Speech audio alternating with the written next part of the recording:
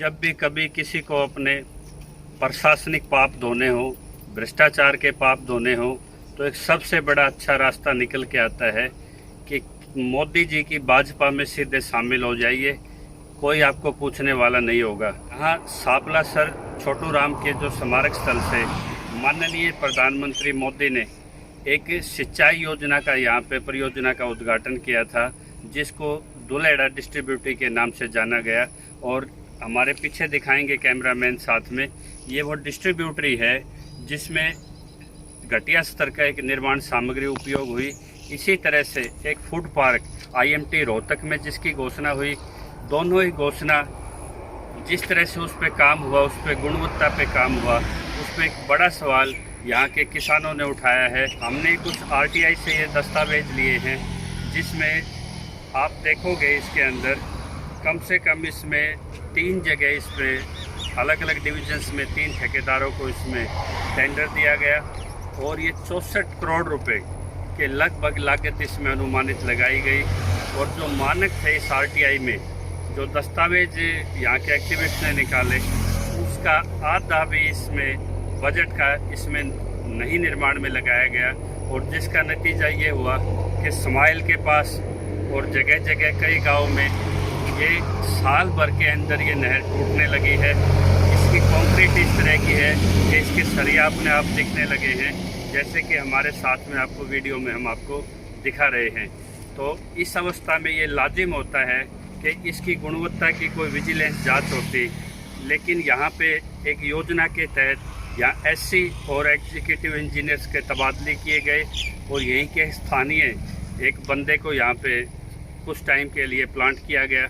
और जैसे ही निर्माण पूरा होने पे था, इस निर्माण के पूरे होने के बाद 10 करोड़ रुपए की और अनुदान एक राशि दी गई कि जब किसी परियोजना में राज्य सरकार का सिंचाई परियोजनाओं में निवेश कम था, तो इस निवेश से किसान प्रभावित होते हैं। और कृषि को उठने के लिए 3 बेसिक चीज़ें चाहिए, सुलभ बाजार चाहिए, सस्ती बिजली चाहिए और सिंचाई की योजना चाहिए। और जब खट्टर सरकार ने यहाँ शपथ ली, तो आते ही यहाँ पे सिंचाई के जो बजट थे उसमें अभूतपूर्व कटौती की गई। और कटौती के साथ जो केंद्र से जो पैसा था वो राज्यों में नहीं लग रहा था, इसलिए प्रधानमंत्री सिंचाई योजना का स्वयं प्रधानमंत्री ने सामने खड़े होकर बखान किया। और जैसे इसका विधिवत दादा छोटू राम की प्रतिमा से इसका शिलान्यास हुआ, तो उम्मीद थी कि इस क्षेत्र में एक बढ़िया डिस्ट्रीब्यूटरी मिलेगी, लेकिन इसकी गुणवत्ता पर आज बहुत बड़े सवाल। दीपक देसवाल जी, आप यहाँ क्षेत्रीय समस्या उठाते रहते हैं, चाहे खेती की हो, सड़क की हो या कोई भी क्षेत्रीय समस्या हो।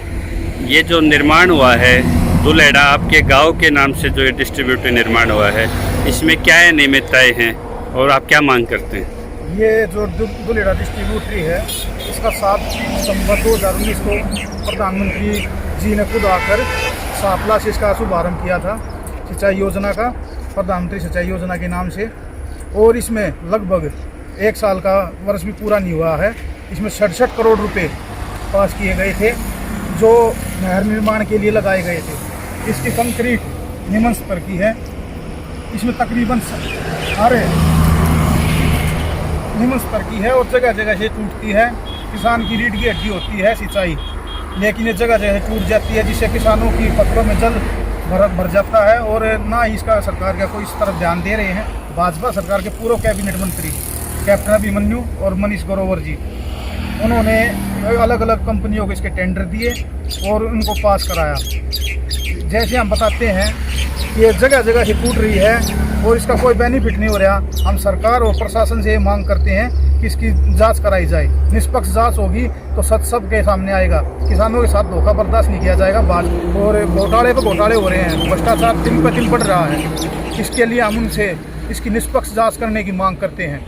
मैं किसान कांग्रेस का जिला अध्यक्ष होने के नाते किसानों की समस्या को ऐसे उठाता हूँ और मैं ये चाहता हूँ, और अपने सभी किसान भाइयों के साथ भी मैं खड़ा हूँ, और मैं ये चाहता हूँ कि इसकी जल्द से जल्द की जांच कराई जाए। तो दीपक जी, आप युवा हैं, आप न्याय चाहते हैं। हाँ जी। और किसान को कोई भी सिंचाई परियोजना दशकों के इंतजार के बाद नसीब होती है।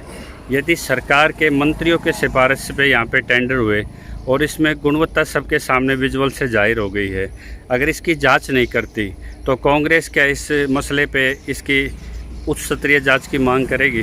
कांग्रेस पार्टी हमेशा किसान के साथ रही है और किसान की कांग्रेस समझती है हर दर्द को और पीड़ा को।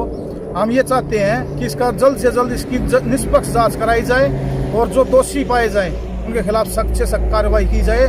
किसान कांग्रेस हर समय किसानों के साथ है। किसान सड़कों पर आएंगे और सड़कों पर आकर अपना विरोध दर्ज कराएंगे जब तक इसकी निष्पक्ष जांच नहीं होती। किसान कांग्रेस पीछे नहीं हटेगी। दुलेड़ा डिस्ट्रीब्यूटरी में जो निर्माण हुआ है उसमें घटिया माल का इस्तेमाल किया गया है। हम सरकार से प्रार्थना करते हैं कि उसकी जांच कराई जाए और किसान नहीं तो प्रदर्शन करने के लिए मजबूर हो जाएगा। प्रधानमंत्री जो नहर का निर्माण किया था वो तो 1 साल में टूटी। किसानों को क्या फायदा हुआ इसमें? जो इसमें पैसे कमा गए उनकी जांच होनी चाहिए और वो बताना चाहिए कि भाई ये क्या क्या जो फिर बना हो जाता है या वो धोखा पट्टी करे किसानों से। जिसमें पानी नहीं आता बर्बादी कर दी किसानों की, इन्हें खेत बर्बाद हो रहे से। तो इस योजना से क्या लाभ है किसानों को? धर्म सिंह जी, ये जो आपके पीछे जो दिख रहा है डिस्ट्रीब्यूटरी जो दुलेड़ा के नाम से है, हाँ जी हाँ जी, इसमें क्या दिक्कतें आई? आपने क्या देखा अपनी आंखों के सामने? सारी टूट गई जी। जहाँ पानी ज़्यादा है वहीं से टूट जाती है और खेतों को बर्बाद कर दी है। साल भर में ये सारी कंडम हो। तो क्या किसान इससे प्रभावित होगा? प्रभावित के जी दुखी हो गए। टूट गया है तो नहर पानी ही नहीं छोड़ते। फिर कई किसान तो मर गए जी। कर्जा इतना हो गया बर्बाद हो गए। बड़ी परेशानी झेल रहे हैं। जब सरकार की एजेंसियां ही निर्माण में गड़बड़ करने लग जाए तो किसान कहाँ जाए? आपका इस बारे में क्या कहना है? पानी तो आता नहीं जी। पानी तो आता जब तेल फूकना पड़ रहा है। पानी की परेशानी है। अब बंद होगी नहर, क्या करेंगे लोग? तेल ज़्यादा महंगा हो रहा है,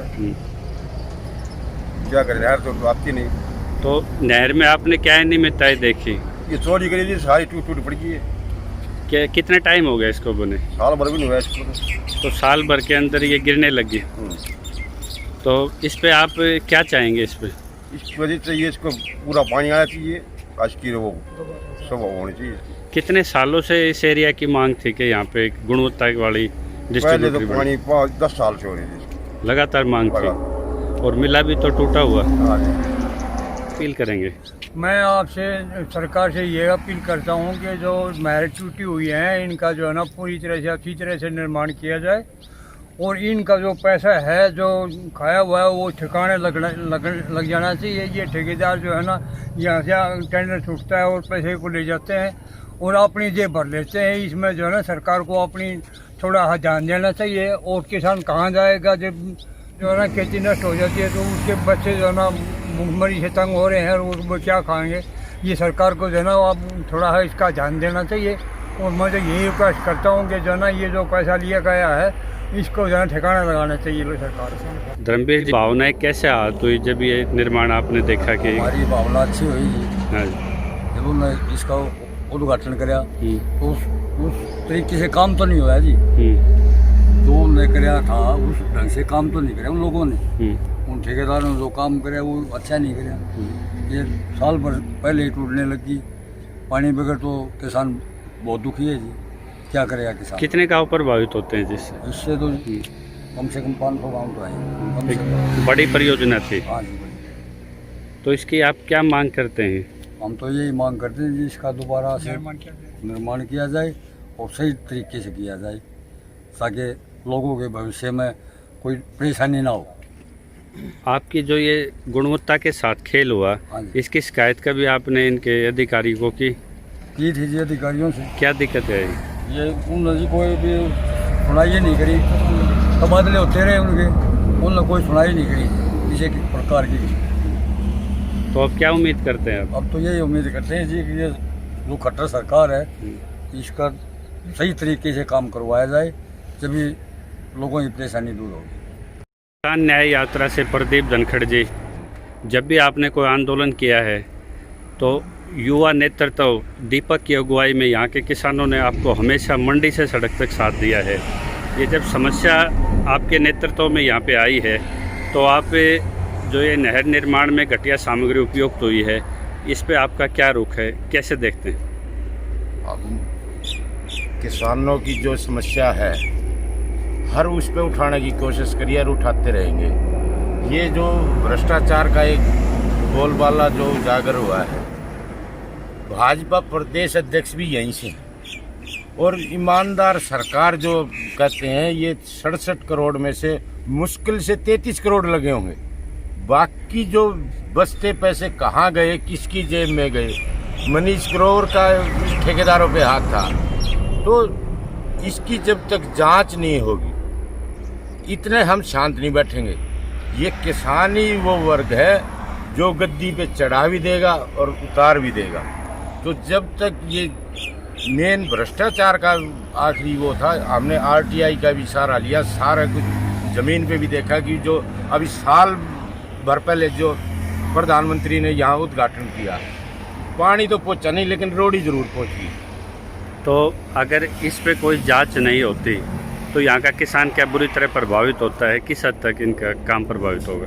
किसान तो वैसे भी परेशान है, किसान ने तो वैसे भी मरना है, क्योंकि कुछ फसल लूट के, कुछ जमीन लूट के, और अब तो ये जेब काट काट के ये अपनी जो जेब भर रहे हैं।